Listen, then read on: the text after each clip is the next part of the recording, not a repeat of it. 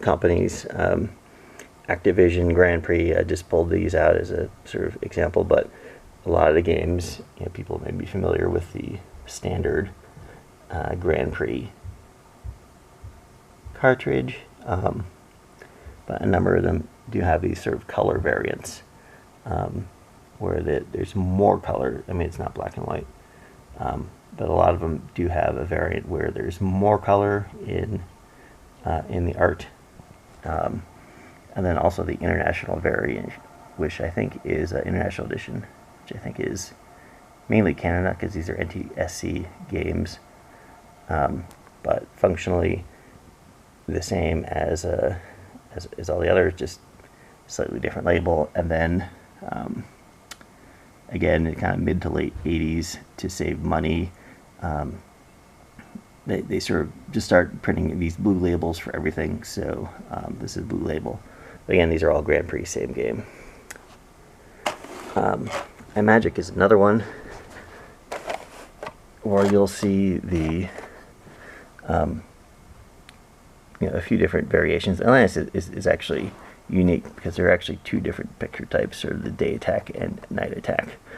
But a lot of most of the other, or many of the other iMagic games, you'll see kind of three variations. You'll see a picture label, a text label. Again, I assume this was a money-saving mechanism they moved to at some point, and then sort of this multiple language label with different languages on it. So the international version, but again, all the same game.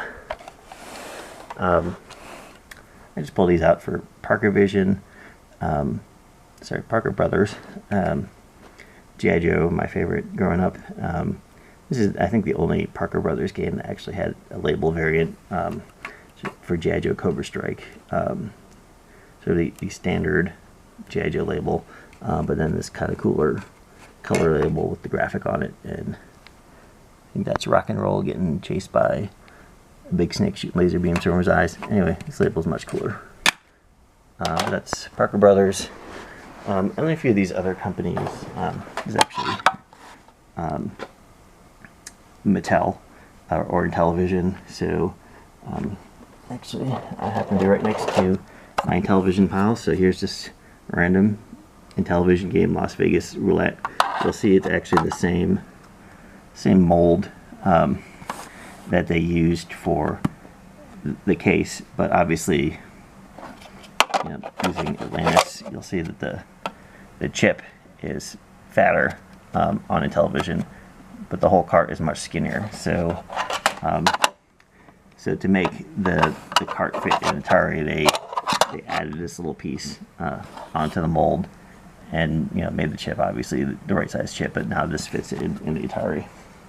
But these games were Mattel released for Atari, and then at some point, again, I'll have to confirm, I think they sold it and spun it off and became the INTV Intellivision label, and they released almost the same set of games, but with white instead of this black and blue label. A few of these other ones, I called it Spy Hunter before. This is the Sega Spy Hunter, but a lot of Sega games have these two kind of cartridge types with sort of this handle cart and regular cart, I guess, for lack of a better word. And then Telesis, same thing. This is Coconuts, but they do have a number of games where again it's this kind of funky handle variation of the cartridge, and then kind of the more standard looking type of cartridge. And US games, people might see a lot of these are pretty common, but you might not think it's the same company because they do have a number of games that have this black and white lettering with the label.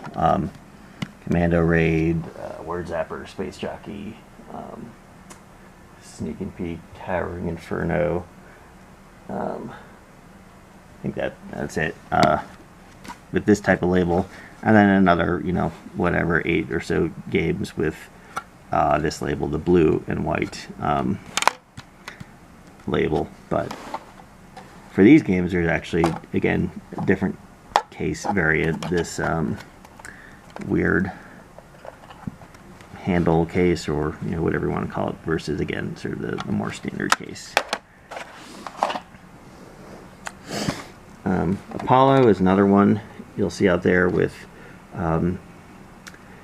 two types of cartridges: the blue and white with the picture label versus the different color. So each game in this series has a different color label, but there are a number that come in both styles. A few, like Final Approach and Wabbit, I think are only in the blue and white. But it's another interesting variant out there. Panda is one where I don't think they made the same different labels for the same game, but you'll see two label styles of these games that don't have a face label, just end label, and this style. Wife came down, so I had to pause for a sec, but just kind of coming back to where I was, the Panda games. Some of them, I don't think there's a single game that had the two different variants, but you'll find some of them have just this end label with no face label, versus the games that do have this wraparound label. So just two different Panda styles. And then while I was cleaning everything up, sort of in between this take and sort of the last, I did call a few other interesting things. International variation of the Activision games. They're all in English except for ice hockey. Le hockey sur glace, I guess, is interesting. Maybe it's just because it's Canada and they have to spell out hockey in French too. But this is the only one I have that's in French and in English. And then I actually saw this one interesting, the Atari Rubik's Cube game. I think they only had this. This one's a lot less common. I'm not sure. This one actually seems to have come first. I'll have to check on that. I thought it was the other way around, but I'm looking at the dates, and this is 1984, 1982. I thought they had Rubik's Cube, but then it was a licensing thing, so they had to switch to Atari Video Cube. But it's otherwise it's the same game, and the Atari Video Cube is a lot more common than the Rubik's Cube variant. And again, since I'm next to my Intellivision games, I want to call it, they did the same thing for a lot of their Intellivision games. The original ones had these color labels, and then they switched to the white the same time as they did with those main TV games for Atari Golf, for example. Lock and Chase, Night Stalker, kind of all of them have that white variant. A few others here that are interesting though. Froggo, so again, the rip-off Froggo games. I feel like this cartridge style is a lot more common, but I do come across these every once in a while. Slightly different cart, but otherwise it's the same game. These ones, these are the Zellers games. So again, Zellers was like a Canadian, I don't know, Sears like maybe department store. I'm not sure exactly what Zellers was, but somehow they started selling their own games, which are really just Atari rip-offs with better labels. Labels are pretty cool. This is most of them. I'm missing, I think, one or two, Ink Gold and maybe Scuba Diver, and maybe one more. I don't remember off the top of my head, but these are direct rip-offs. The pinball labels are upside down, so I have them upside down to look at the pictures. But pinball, same as Video Pinball. Busy Police is I guess Keystone Capers. Circus is Circus Atari. Freeway is Freeway, and so on. Zonox is another interesting one where they release games sort of with these single single games, but they also released a number of these double-end cartridges. So I'm looking at the single games: Artillery Duel, Ghost Manor, Spike's Peak, and Chuck Norris Super Kicks, which I don't have the single one yet, but it's interesting that you have all these combos floating out there. You might see where it's these three are Artillery Duel on one side, but we've got Chuck Norris, Spike's Peak, and Ghost Manor on the other side. But there's also Ghost Manor and Chuck Norris, and then Ghost Manor and Spike's Peak, and then eventually I'll get my hands on a Chuck Norris and Spike's Peak double ender, so I'll have kind of the whole little group. And that's it kind of for the interesting ones, although I do have a few other sort of oddities I've come across. These are random Ghost Manor and Robin Hood. So Robin Hood's another Zonox game. Came in a single cart or a double cart with Sir Lancelot. But these are random cases with the games in it, so I'm assuming that maybe some guy broke his double enders apart for whatever reason and stuck the ROMs in the individual carts. This one is another interesting one I came across. It's Pitfall. But the cartridge itself, the mold, is unlike any of the other ones I have in my collection. So it's definitely like a bootleg. You can barely see, it does say Pitfall. But an old one. And someone made up their own mold. So I'm not sure what this is or where it came from. But I just kept it because it's kind of interesting. And then this is another interesting one. I didn't keep for any. It's this Real Sports Boxing, which kind of sucks. Crappy game. Looks like it, but it's actually Video Olympics if you plug it in. And I was looking at the label, and there's a sticker over it, but I don't think it doesn't look like the it's been unscrewed and tampered with. I think this is just again, you can tell from the red label, the copyright 1988. Just in the late 80s, a lot of errors and production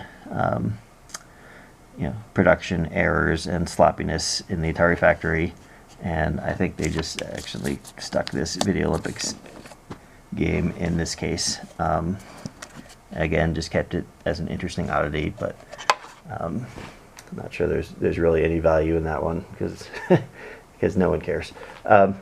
But anyway, that's it for for my Atari collection. Just some of the interesting label variances and differences. We'll definitely keep you guys updated as I continue to grow my collection and hopefully find some new interesting cool things to talk about. Noticed a few other things as again putting everything away. I wanted to call out. Forgot the Telesis games. I showed, I think, Coconuts with the handle case and the sort of regular case. Fast Food Cosmic Creeps, I have the same thing, but for Star Gunner and Ramit, actually have these black and white labels, so it's the same case as like Coconuts and these guys, but no end label and sort of that black and white face label. Just very not there. And then Atlantis, I forgot the fifth Atlantis. I've got here is the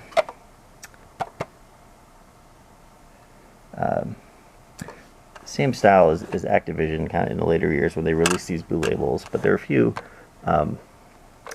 iMagic games that were released. Looks like the same company did it, same cart, same label. But these are Activision. There's I don't know 15 Activision games with the blue label, but 3 of the iMagic games were also released with this blue label, so actually 5 different Atlantis variants out there for NTSC.